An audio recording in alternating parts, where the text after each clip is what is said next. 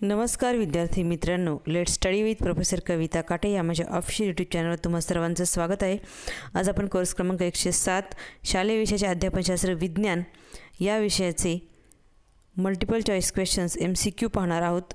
तत्पूर्वी तुम्ही चॅनलवर नवीन असाल चॅनल सबस्क्राइब करा, व्हिडिओ लाईक आणि शेअर करा आणि डिस्क्रिप्शन बॉक्समध्ये टेलिग्राम ग्रुपची लिंक दिलेली आहे, त्याला जॉईन व्हा आणि माझ्या चॅनलवरचे नवनवीन अपडेट्स मिळवा। चला तर मग सुरुवात करूयात। प्रश्न पहिला पहा, प्रयोग दिग्दर्शन पद्धतीमध्ये टिंबटिंब भूमिका महत्त्वाची असते। शिक्षकाची, पालकाची, विद्यार्थ्याची की मुख्याध्यापकाची। आता प्रयोग दिग्दर्शन पद्धती जी आहे ही पद्धती आपल्याला माहिती असणं आवश्यक आहे। विज्ञान अध्यापन पद्धतीमध्ये वेगवेगळ्या अध्यापन पद्धती आहेत, त्यामध्ये काही विद्यार्थी केंद्रित आहेत, काही शिक्षक केंद्रित आहेत।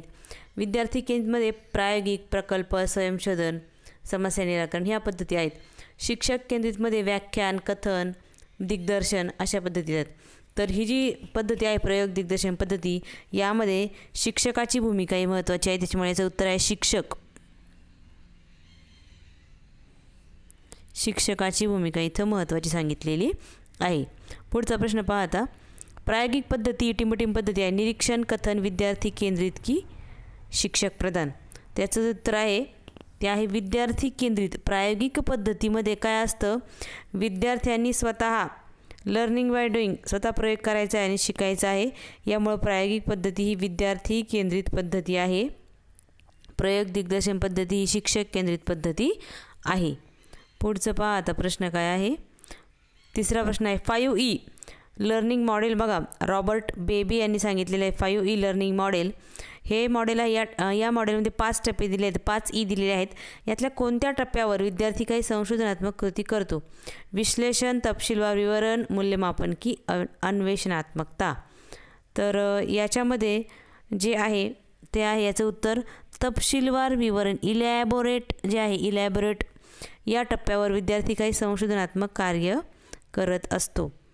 याचं जर आपण 5E पाहिले तर एक्सप्लेन, इलॅबोरेट, इव्हॅल्युएशन, एंगेज आणि एक्सप्लोर अशा पद्धतीचे 5E सांगितलेले आहेत। पुढील प्रश्न पहा आता, पाठ्यपुस्तकाच्या बाह्यरंग यामध्ये खालीलपैकी कोणते निकष येत नाहीत? कागद, बांधणी, मुखपृष्ठ की भाषा। आता तुम्हाला पाठ्यपुस्तकाचे बाह्यरंग आणि अंतरंग इथं माहिती असणं आवश्यक आहे। तर हा जो काही प्रश्न आहे, प्रश्न 4, याचं जे उत्तर आहे ते आहे भाषा। पाठ्यपुस्तकाच्या बाह्यरंगामध्ये भाषा हा निकष येत नाही। मग पाठ्यपुस्तकाच्या बाह्यरंगात कोणकोणते निकष येतात? मुखपृष्ठ, फ्रंट पेज, बॅक पेज, मलपृष्ठ, कागद, बांधणी, किंमत अशा पद्धतीने तिथं निकष येतात। भाषा हा जो निकष आहे तो अंतरंगामध्ये येतो। अंतरंगात काय काय येतं? अनुक्रमणिका, प्रस्तावना, सारांश, भाषा, तत्व, नियम, प्रयोग, अचूकता, उदाहरणं, दाखले, नवीन माहिती, अपडेट्स, पारिभाषिक शब्द, सूची, हे सगळं अंतर्गत त्याच्यामध्ये येतं, आकृत्या वगैरे सगळं। आणि बाह्यमध्ये काय काय येतं? मुखपृष्ठ, मलपृष्ठ, आकार, बांधणी, किंमत आणि कागद हे सगळं येतं। पुढचा प्रश्न पहा आता काय आहे, विज्ञानामध्ये कृती आणि करा आणि शिका हे जे काही याच्यावर आधारित कोणती शिक्षण पद्धती आहे? प्रकल्प, समस्या निराकरण, व्याख्यान की चर्चा। त्याचं जे उत्तर आहे ते आहे प्रकल्प पद्धतीमध्ये काय होतं, आपण प्रत्यक्ष तिथं प्रकल्प करायचा आहे। एक विशिष्ट आपल्यापुढं गोल असणार आहे, त्या गोलला अनुसरून आपल्याला तिथं प्रकल्प हा करायचा आहे। पुढचा हे प्रश्न, हवेमध्ये ऑक्सिजन आहे हे शिकवण्यासाठी कोणत्या पद्धतीचा उपयोग करतात? प्रायोगिक, व्याख्यान, प्रकल्प की चर्चा। आता याच्यामध्ये प्रयोग प्रत्यक्ष तुम्हाला करायचा आहे, यामुळे याचं जे उत्तर आहे ते आहे प्रायोगिक पद्धतीनेच आपल्याला हे समजणार आहे हवेमध्ये ऑक्सिजन आहे। व्याख्यान, प्रकल्प, चर्चा इथे येणार नाही। 7वा प्रश्न पहा, शिक्षणाची जी काही उद्दिष्ट आहेत ती उद्दिष्टे साध्य करण्याचे साधन कोणते आहे? पाठ्यपुस्तक, अभ्यासक्रम, पाठ्यक्रम की चाचणी। त्याचं जे उत्तर आहे ते आहे अभ्यासक्रम। साधन जे आहे ते अभ्यासक्रम हे साधन आहे। 8वा प्रश्न पहा, मिळवलेल्या ज्ञानाचा आणि कौशल्याचा व्यवहारात उपयोग करणे म्हणजे काय? उपयोग, गणित, उपयोजन की रसग्रहण। त्याचं उत्तर आहे उपयोजन, ॲप्लिकेशन। मिळवलेल्या ज्ञानाचं काय करायचं आहे, इथं ज्ञानाचा आणि कौशल्याचा व्यवहारामध्ये उपयोग करून घ्यायचा आहे, याला म्हणतात उपयोजन। पुढे पहा 9वा प्रश्न, प्रयोगशाळेची गरज माध्यमिक शाळेमध्ये का भासते? पर्याय पहा, प्रभावी अध्यापन करण्यासाठी, विद्यार्थी क्रियाशील बनवण्यासाठी, नवीन दृष्टिकोन निर्माण करण्यासाठी की वरील सर्व?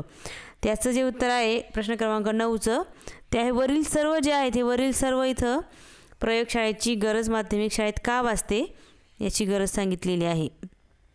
पुढे आहे 10वा प्रश्न आहे प्रयोगशाळेचे एकूण किती प्रकार आहेत? 1, 3, 5 की 4? तर प्रयोगशाळेचे एकूण 3 प्रकार आहेत. सर्वसामान्य प्रयोगशाळा, दिग्दर्शन खोली आणि विशिष्ट विषयानुसार प्रयोगशाळा. पुढे पहा प्रयोगशाळा पद्धतीचा दोष कोणता आहे म्हणजे मर्यादा कोणती आहे?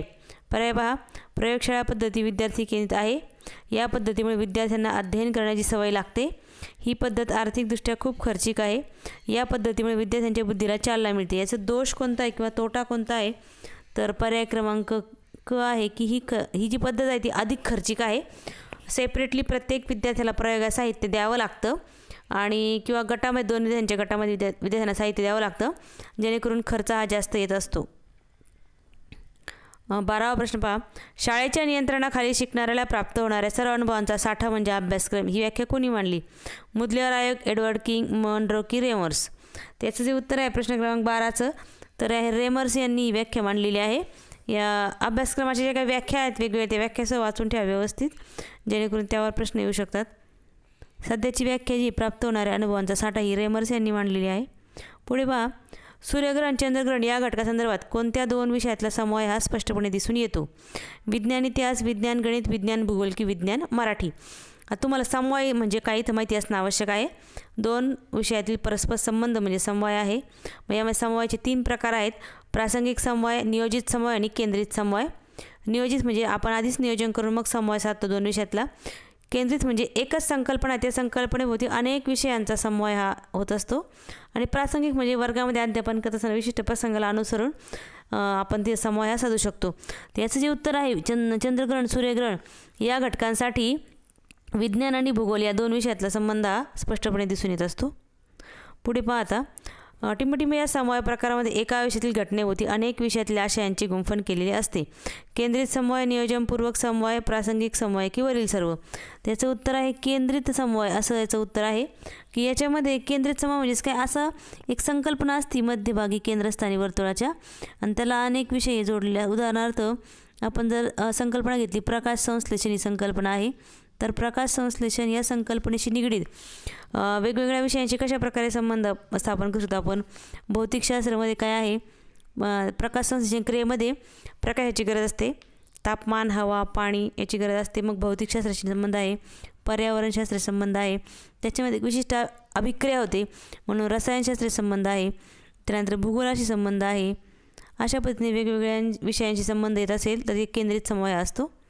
पुढे पहा 2 विधानं दिलेली आहेत. अभ्यासक्रमाचे स्वरूप व्यापक असते आणि पाठ्यक्रमाचे स्वरूप मर्यादित असते असे 2 विधानं आहेत. तर पर्याय पहा विधान 1 बरोबर आहे, विधान 2 बरोबर आहे, विधान 1 व 2 दोन्ही बरोबर आहे आणि विधान 1 आणि 2 दोन्ही चूक आहे.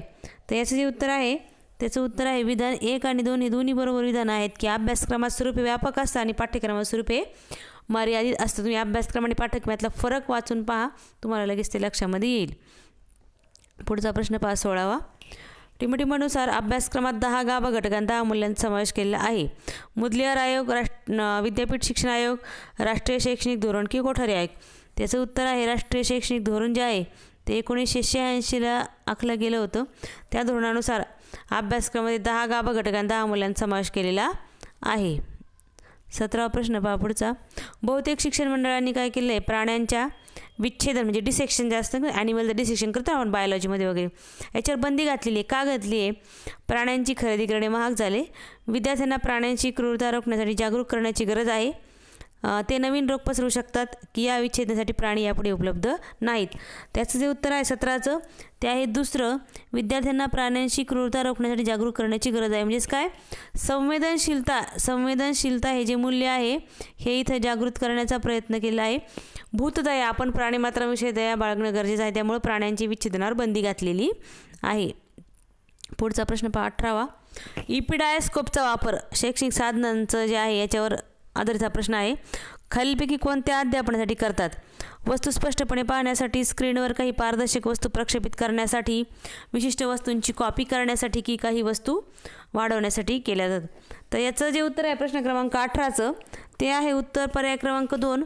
स्क्रीनवर काही पारदर्शक वस्तू प्रक्षेपित करण्यासाठी जे आहे इपिडायस्कोपचा वापर हा होत असतो. पुढचा 19वा प्रश्न. ऑडिओ व्हिज्युअल एड्सचे फायदे काय आहेत? ऑडिओ व्हिज्युअल एड्स म्हणजे काय? दृकश्राव्य साधने. यामुळे धडे सोपे बनतात, विषयाची विद्यार्थ्यांची आवड वाढते, ज्यामुळे शिक्षक किंवा वरील शिकवण्याचे कौशल्य वाढते की वरील सर्व? तर प्रश्न क्रमांक 19 जे उत्तर आहे ते आहे वरील सर्वच इथं फायदे आहेत दृकश्राव्य साधनांचे. पुढे पहा प्रश्न क्रमांक 20. आशय विश्लेषणाचे महत्त्व कोणत्या घटकातून दिसून येते? विषयातील आशयाचे सूक्ष्म बारकावे समजतात, संबोधाचे संरचनेत स्थान कळते, आशयातून रुजवता येणारे मूल्य आधीच समजते आणि वरील सर्व? तर प्रश्न क्रमांक 20चं जे उत्तर आहे ते आहे वरील सर्व जे आहे याच्यामध्ये सांगितलेलं आहे. आशय विश्लेषणाचं जे काही महत्त्व आहे हे महत्त्व या सगळ्या घटकांमधून दिसून येत असतं. आशयाचे बारकावे कळतात, संरचनेतलं स्थान देखील कळतं आणि रुजवता येणारे मूल्य देखील समजतात.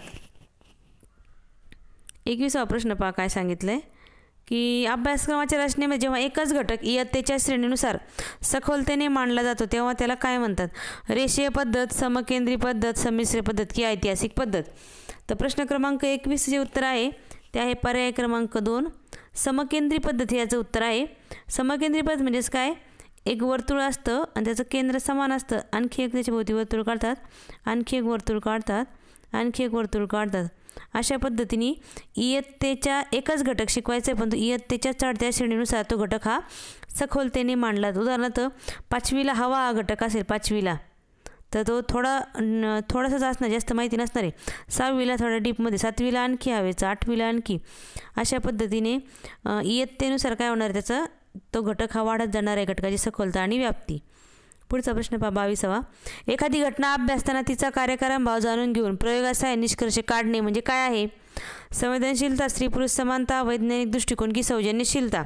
तर प्रश्न क्रमांक 22 जे उत्तर आहे ते आहे पर्याय क्रमांक 3 वैज्ञानिक दृष्टिकोन जे आहे. एखादी घटना अभ्यासताना त्या घटनेच्या मागे काय कारण आहे, ती घटना का घडलेली आहे याचं कार्यकारण भाव जाणून घ्यायचा आहे. तो प्रयोग आपल्याला ते करावा लागतो आणि याला म्हणतात वैज्ञानिक दृष्टिकोन.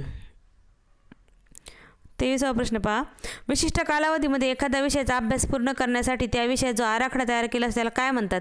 पाठ्यपुस्तक, अभ्यासक्रम, पाठ्यक्रम की हस्तपुस्तिका? त्याचं जे उत्तर आहे प्रश्न क्रमांक 23चं ते आहे पाठ्यक्रम. त्याला म्हणतो आपण सिलॅबस. पाठ्यक्रमाला काय म्हणतात? सिलॅबस. अभ्यासक्रमाला काय म्हणतात? करिक्युलम.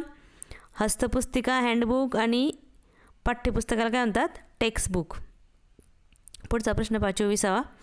खालीलपैकी रेषीय पद्धतीची मर्यादा कोणती आहे? पर्याय वाचते मी आता. घटकाचे सखोल ज्ञान देता येत नाही, व्याप्ती कमी असलेले घटक या पद्धतीने मांडता येतात, प्रत्येक घटक स्वतंत्र असतो आणि मागच्या वर्गाच्या आशयाची उजळणी करण्याची आवश्यकता नसते. तर प्रश्न क्रमांक 24 जे उत्तर आहे ना याच्यामध्ये ते दिलेलं आहे अ. या घटकाचे सखोल ज्ञान देता येत नाही ही जी आहे ती रेषीय पद्धतीची मर्यादा सांगितलेली आहे. अभ्यासक्रम रचनेच्या काही वेगवेगळ्या पद्धती आहेत, त्यामध्ये रेषीय पद्धती ही पद्धत दिलेली आहे. तसेच घटक पद्धती आहे, समकेंद्री पद्धती आहे, ऐतिहासिक पद्धती, अशा वेगवेगळ्या पद्धती आहेत. त्यातल्या रेषीय पद्धतीची मर्यादा इथे सांगितलेली आहे. तर रेषीय पद्धती अजून कोणत्या कोणत्या मर्यादा आहेत की याच्यामध्ये व्याप्ती जास्त असणाऱ्या घटकांची मांडणी या पद्धतीने करता येत नाही, म्हणजेच व्याप्ती कमी असलेले घटक इथे मांडता येतात. अशा पद्धतीने घटकाचे दृढीकरण करण्यास संधी कमी प्रमाणामध्ये असते. थोडक्यात रेषीय पद्धती म्हणजे नेमकं काय सांगितलेलं आहे की अभ्यासक्रम जी रचना आपण करतो त्याच्यामध्ये ज्यावेळेस छोटे छोटे घटक किंवा उपघटक एकामागून एक क्रमाने मांडलेले असतात, म्हणजेच आपल्याला 6वी 7वी 8वीला वेगवेगळे घटक तिथे असणार आहेत. या पद्धतीमध्ये अभ्यासक्रमातील कमी व्याप्ती असणारे जे काही घटक आहेत त्यांचा भाग आहे तो इयत्तांमध्ये असतो किंवा संपूर्ण घटक जो आहे तो एकाच इयत्तेमध्ये शिकवलेला असतो. समकेंद्री पद्धतीसारखा शिकवत नाही आपण. आत्ता मागच्या स्लाईडमध्ये आपण मागच्या प्रश्न चर्चा करताना समकेंद्री पद्धत पाहिली, तिथे एकच घटक सखोलतेने डीपमध्ये इयत्तेच्या चढत्या श्रेणीनुसार शिकवलेला असतो. परंतु रेषीयमध्ये तसं नसतं, एक घटक असेल छोटासा एकाच इयत्तेमध्ये पूर्ण करून टाकायचा. समकेंद्रीमध्ये एक घटक आपण शेवटपर्यंत 10वीपर्यंत 5वी 10वी एक घटक शिकवतो डीपमध्ये. अशा पद्धतीने वेगवेगळे आहेत. म्हणजे रेषीय पद्धतीची मर्यादा कोणती? घटकाचे सखोल ज्ञान देता येत नाही, वर ज्ञान फक्त घटक पूर्ण करायचं एवढं असतं. प्रश्न क्रमांक 25 पहा. खालीलपैकी समकेंद्र पद्धतीचे गुण कोणते आहेत? प्रत्येक वेळी घटकाच्या उजळणीसाठी वेळ द्यावा लागतो. विज्ञान सर्व घटक या पद्धतीने मांडता येत नाही. विज्ञान विषयाच्या एकात्मतेची जाणीव होते. घटकाचे सखोल ज्ञान एका वर्गात देता येत नाही. तर प्रश्न क्रमांक 25चं जे उत्तर आहे ते आहे इथं विज्ञान विषयाच्या एकात्मतेची जाणीव इथं होते, हा गुण आहे. बाकीचे जे आहे ते सगळे तोटे आहेत याचे. घटकाचे उजळण्यासाठी वेळ द्यावा लागतो, कारण आपण समकेंद्री पद्धतीने एकच घटक शिकवते 5वी 10वीला. विज्ञानात सगळे घटक या पद्धतीने मांडता येत नाहीत आणि घटकाचे सखोल ज्ञान एका वर्गात देता येत नाहीत. वेगवेगळ्या वर्गात तिथं इयत्तेनुसार सखोल ज्ञान द्यावे लागते. त्यामुळं विषयाचे एकात्मतेची जाणीव होते, हाच गुण आहे फक्त. म्हणजे विषय एकच आहे, आपल्याला सगळ्या इयत्तामध्ये विषय एकच आहे याची जाणीव होते. पुढचा प्रश्न पहा आता. प्रश्न क्रमांक 26. VCD हे कोणत्या प्रकारचे शैक्षणिक साधन आहे? VCD दृकश्राव्य, श्राव्य, दृक की प्रक्षेपित? तर हे आहे दृकश्राव्य साधन आहे VCD. पुढचं पहा. खालीलपैकी टिंबटिंब फलका साहाय्याने आकृत्या चित्र क्रमबद्ध पद्धतीने दाखवता येतात. कल्पफलक, काच फलक, गुंडाळ फलक की साधा फलक? तर प्रश्न क्रमांक 27 जे उत्तर आहे ते आहे कल्पफलक. कल्पफलकामध्ये काय केलेलं असतं, तिथे आकृत्या, चित्र आणि काय आहे ते क्रमबद्ध सिरियल वाईज तिथे दाखवता येतात. त्याच्यामुळं वेगवेगळे जे जलचक्र आहे, बीजांकुरण प्रक्रिया आहे, असे जे काही वेगवेगळ्या क्रमवार रचना असणारे संकल्पना आहेत त्या या पद्धतीने शिकवता येतात. कल्पफलका साहाय्याने शिकवता येतात. प्रश्न क्रमांक 28 पहा आता. विज्ञानाच्या पाठ्यक्रम रचनेतली टिंबटिंब पद्धतीमध्ये या घटकावरीची इतर माहिती पुढील दिलेली आहे. रेषीय, समकेंद्र, घटक की ऐतिहासिक? तर प्रश्न क्रमांक 28चं जे उत्तर आहे ते आहे रेषीय पद्धती आहे. तुम्हाला आत्ताच सांगितलं मी, रेषीय पद्धतीमध्ये काय केलेलं असतं, अभ्यासक्रम रचनेमध्ये जेव्हा विविध छोटे घटक किंवा उपघटक एकामागून एक क्रमाने मांडलेले असतात तेव्हा त्या अभ्यासक्रम रचनेच्या पद्धतीला रेषीय पद्धत म्हणतात. म्हणजे एक छोटा घटक एका इयत्तेत पूर्ण करायचा, पुढच्या इयत्तेमध्ये दुसरा एखादा घटक घ्यायचा, अशा पद्धतीने. समकेंद्रीमध्ये तसं नसतं, एकच घटक कंटिन्यू आपण 5वी ते 10वीपर्यंत शिकवतो. उदाहरणार्थ रेषीयचं उदाहरण तुम्हाला सांगते. मूलद्रव्य असेल, 8वीला आपण शिकलो सोडियम पोटॅशियम, 9वीला आपण शिकलो जस्त ॲल्युमिनियम, 10वीला शिकलो सोने चांदी, असे वेगवेगळे इयत्तामध्ये वेगवेगळं शिकवायचं आहे. पुढे पाहता 29वा प्रश्न. नवीन खरेदी केलेल्या साहित्याची नोंद टिंबटिंब रजिस्टरमध्ये केली जाते. साहित्य देवाणघेवाण, खर्ची पडलेले साहित्य, साहित्य नोंद की डेड स्टॉक? तर 29वा प्रश्नाचं उत्तर आहे इथे दिलेलं आहे साहित्य नोंद. याच्यामध्ये तिथे नोंद ही केली, नवीन खरेदी केलेली जे काही साहित्य आहे याची साहित्य नोंद या रजिस्टरमध्ये नोंद ही केलेली असते. पुढचा प्रश्न पहा. प्रश्न क्रमांक 30. टिंबटिंब यांच्या आयोगाने 64-66 अहवालात शिक्षकांचे महत्त्व स्पष्ट केले आहे. डॉक्टर राधाकृष्ण नायक, डॉक्टर कोठारी आयोग, डॉक्टर मुदलियार आयोग की ईश्वरबाई पटेल समिती? त्याचं उत्तर आहे डॉक्टर कोठारी आयोग जे आहेत. डॉक्टर कोठारींनी 1964-66 मध्ये जो आयोग केला होता, स्थापन केला होता, त्याच्यामध्ये शिक्षकांचे महत्त्व त्यांनी स्पष्ट केलेलं होतं. धन्यवाद इत्यादी मित्रांनो. व्हिडिओ आवडल्यास चॅनलला सबस्क्राईब करा, व्हिडिओ लाईक आणि शेअर करा. तुमच्या मित्रमैत्रिणींना हा व्हिडिओ शेअर करा. धन्यवाद.